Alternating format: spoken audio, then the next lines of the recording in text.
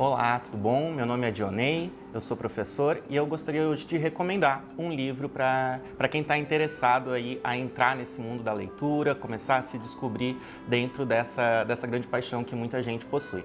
O livro que eu recomendaria para vocês se chama A Sombra do Vento e ele é de um autor espanhol chamado Carlos Ruiz Zafón. Esse livro, ele se passa no contexto histórico da cidade de Barcelona, no ano de 1945. E ele vai acompanhar um menino chamado Daniel Sempere, que num dia de noite, o pai dele o leva para conhecer uma biblioteca. Mas, na verdade, ela não é bem uma biblioteca. Ela se chama, esse local, né, se chama o Cemitério dos Livros Esquecidos. Nesse ambiente, o Daniel, ele vai buscar um livro e tem uma tradição que toda pessoa que chega nesse cemitério dos livros esquecidos, ele tem que escolher um livro e esse livro ele vai ter que cuidar e armazenar para o resto da vida. É quase como se fosse um pacto que é criado ali dentro.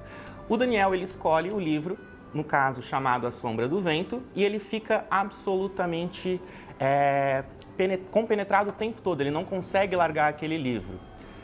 Isso fará com que ele queira saber tudo a respeito do autor, que no caso seria o Julian Carax. Esse autor, nas buscas ao qual ele começa a executar, ele descobre que não existe mais nenhum livro desse autor. E talvez esse que ele tem em mãos possa ser um dos últimos exemplares que ainda sobra desse autor, desse escritor misterioso, certo? E além disso, ele ainda descobre que tinha uma pessoa que estava queimando todos esses livros.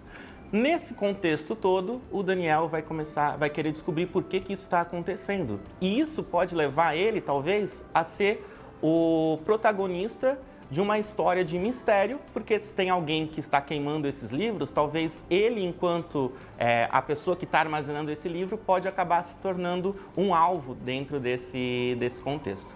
Esse livro, gente, ele vai amarrar diversas áreas, diversos tópicos distintos.